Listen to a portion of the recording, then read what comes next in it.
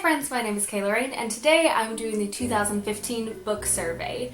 This was created by Janie over at Perpetual Page Turner, and I was just really excited to do this one because I didn't want to do a favorites of 2015 or least favorites or anything like that, or just a specific video. I thought that this was a better way to kind of talk about my reading experience over the entire year. So we'll go ahead and get right into it with best book you read in 2015, and I have two books that I really enjoyed in 2015 and I find myself still thinking about, talking about, and recommending a lot. And the first one is The Cure for Dreaming by Kat Winters. I really enjoyed this. I read it back in February and it's still stuck with me as just one of my favorite books that I've read so far this year. And the other one is Lies We Tell Ourselves by Robin Talley, and this one has just really stuck with me because the characters were so fantastic. And I think that the themes that were discussed in that book were super important, so that one has just really stuck with me. Coincidentally, both are historical fictions, but both are very different. Next is book you were excited for, but didn't really end up enjoying, and for me that was Carry On by Rainbow Rowell, and I did enjoy it a little bit, but not to the degree that I think everyone else did, and not to the degree that I'd hyped myself up for. It was an okay book, but as far as a fantasy novel goes, I wasn't really impressed. If I looked at it from a contemporary standpoint, as far as the character development goes and the character interactions, that was excellent, but it just didn't do it for me. Next is most surprising book in a good way or a bad way, and for me that is The Book of Lost Things by John Connolly. This is in a good way. This book really surprised me. I picked it up not expecting to absolutely love it. I wasn't really sure what to expect going into it. I knew that it was a little bit of a horror novel, and that's not something I usually spring for, but this book was just so beautifully done. It was really sad, but the story was overall very satisfying, and I was just pleasantly surprised. Next is what book did you push other people to read the most this year, and I am going to have to go back to my original two choices for question number one with The Cure for Dreaming by Kat Winters and Lies We Tell Ourselves by Robin Talley. I have told anyone who will listen that they should read those books, and I keep pushing it on people, and so far a few people have read Lies We Tell Ourselves by Robin Talley, which is super exciting, and no one has read The Cure for Dreaming, but I will still continue pushing this in the year 2016. Be warned, viewers of my channel. Next is the best series that you started in 2015, best sequel, and best series ender. So for the best series that I started in 2015, I'm gonna have to give that to Daughter of Smoke and Bone by Laini Taylor. This is the first book in a trilogy, and I think that it hit everything that I really want a first book to hit, as far as really great pacing, great world building, enough character development to get invested in the characters and how their storylines play out. So that has been my favorite series beginner. As far as sequels go, I really enjoyed The Copper Gauntlet by Holly Black and Cassandra Clare. I thought that was a really great follow-up to The Iron Trial. There was a lot of development in the characters from the first book, and I think that the plot took this really great twist that I wasn't quite expecting. It definitely got a lot darker, and I found myself really enjoying that book. And as far as series ender, I don't really know that this counts as a series ender, but I really enjoyed Isla and the Happily Ever After by Stephanie Perkins. This is the final book in the companion trilogy for the Anna and the French Kiss, Lola and the Boy Next Door, and of course Isla and the Happily Ever After. It wasn't my favorite book out of the three, but I thought that it was a really great ending, and the way that it tied everything up and brought some old characters into the book was just really phenomenal, and I just found myself really happy with the end product. As far as favorite authors that I discovered in 2015, I started reading Victoria Schwab this year, and it is a wonderful thing. If you haven't read anything by Victoria Schwab, I highly recommend you check her out. Start with Vicious. That is just a really great novel to start with for her, because I think that it just really sets this really great standard for the rest of her books. And I also discovered Kat Winters this year, and I've read every book that she has put out so far, and currently reading a book that isn't out because, heck yeah, I got the NetGalley copy of The Steep and Thorny Way, and I'm so excited, and it is so good, guys. Can't wait for it to come out. Totally buying that sucker. Kat Winters. It was a good decision to read Kat Winters this year. Next is the best book that you read from a genre that you don't typically reach for, and I'm gonna have to go with The Martian by Andy Weir. I do not typically reach for science fiction novels that are very sciencey. This book is very factual and it has a lot of scientific terms in it. However, it was freaking fantastic. Like, if you don't usually reach for very sciencey science fiction books, I highly recommend The Martian by Andy Weir. It is hilarious, it is endearing, and just overall a really well written book.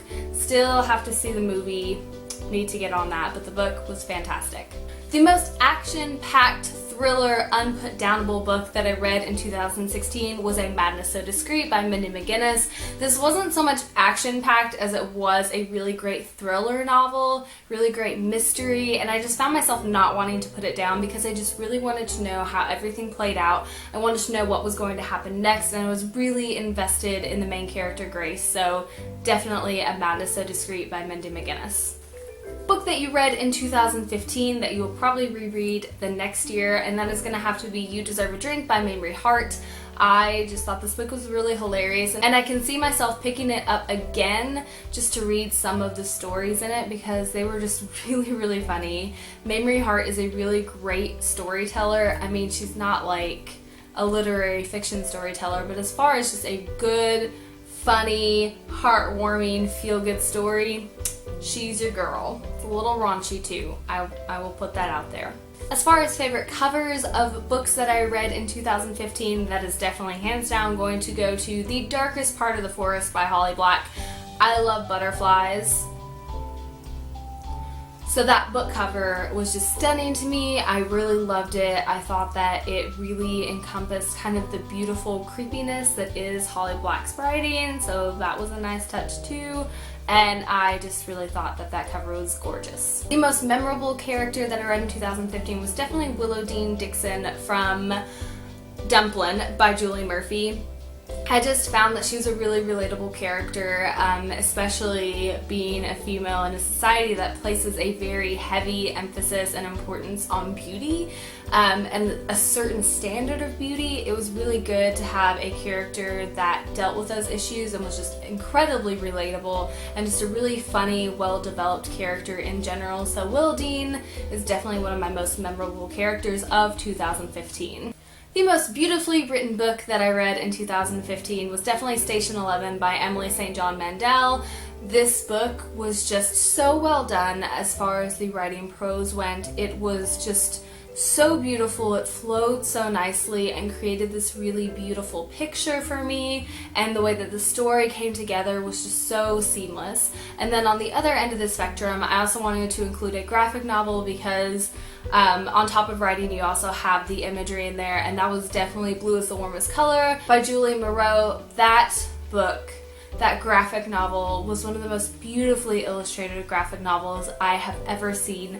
I loved the emphasis on the color blue when we were looking in the past tense, and I just really loved that graphic novel. I thought it was so beautifully done. The most thought-provoking and life-changing book that I read in 2015 was Lies We Tell Ourselves by Robin Talley. It was very thought-provoking. It definitely gave me a lot to work with as far as a review goes and discussion with other people, and it was just a really wonderfully written book that dealt with a lot of important themes and ideas in it. So definitely, if you're looking for a thinker of a book, check out Lies We Tell Ourselves by Robin Talley.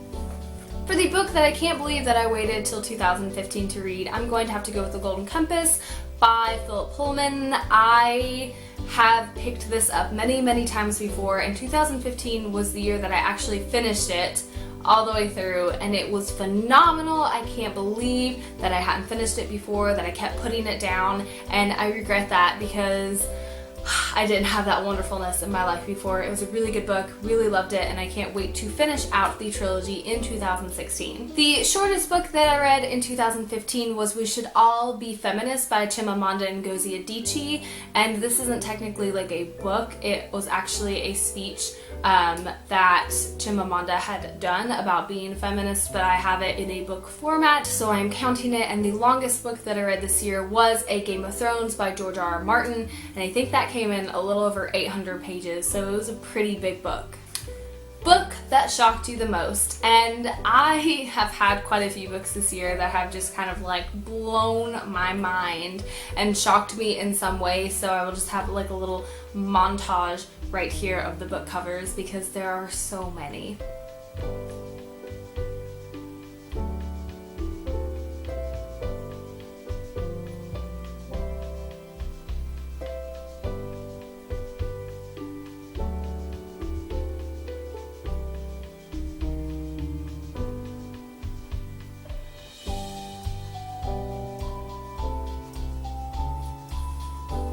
Next is OTP of the year, and I have two different ones. I have the swooniest OTP, and I know that's kind of cheating because one true pairing means one, but I'm choosing two of them because the other one I just felt like was really written in a realistic manner and I really enjoyed them. So swooniest is definitely Anna and Etienne St. Clair, because they were just the cutest, swooniest couple, I think. And then, as far as the most realistic and well-written couple that I've read this year, was definitely Emmy and Ava from Everything Leads to You by Nina LaCour. I think that couple was written so well and so realistically, and I just really loved reading their story and kind of how they started talking and coming together. It was fabulous. My favorite non-romantic relationship from 2015 was definitely Maddie and Queenie from Codename Verity by Elizabeth Wein, and this is just one of my favorite friendships of all time. It was really, really fantastic. If you're looking for a book that has great friendships in it, check out Codename Verity, but be prepared to have your entire world shattered. My favorite book that I read in 2015 from an author that I had previously read was Lola and the Boy Next Door by Stephanie Perkins. I had previously read Anna and the French Kiss in 2014, so when I picked up Lola and the Boy Next Door in 2015, I was not at all disappointed. I found that it was a really cute, romantic little love story, and Stephanie Perkins just does a really great job of writing light fluff contemporary that just makes you feel good. The best book that I read in 2015 that was recommended from someone else was Not a Drop to Drink by Mindy McGinnis, and this was of course recommended by Trina from Between Chapters. She loves Mindy McGinnis and she has recommended Not a Drop to Drink so many times to me, so when I picked it up, I was not at all disappointed. It blew me away and was really fantastically put together, and I just really enjoyed it, so definitely that one.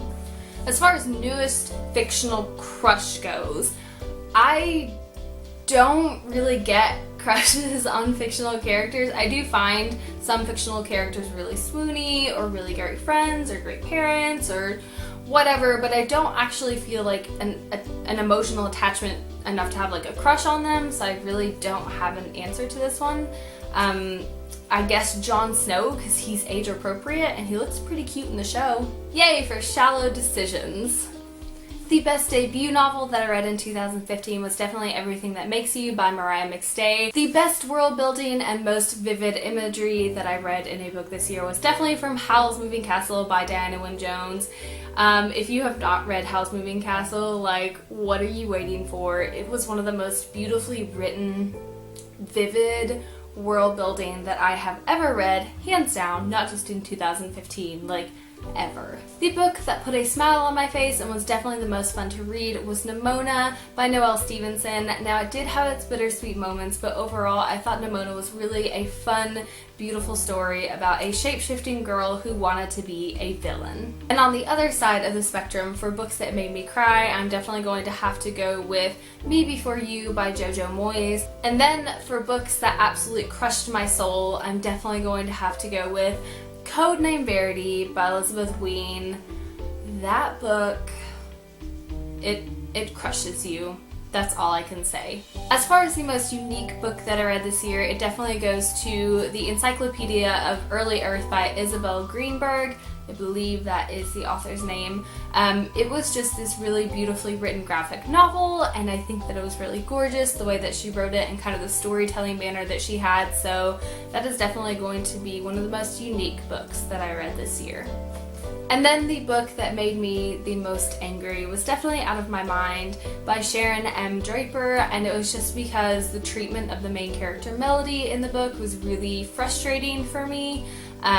So that book, there were many times when I was just really angry at the treatment of the main characters. So that book definitely gets that one. The survey continues on, and I'm actually going to cut it off here because those were the bookish questions that I wanted to answer that just kind of went over all of the information and a lot of the books that I read in 2015 that I really enjoyed. So I definitely wanted to share those with you guys. And I love Janie's blog, so definitely check her out. I hope you guys have a fantastic day, and thank you so much for watching. Stay weird.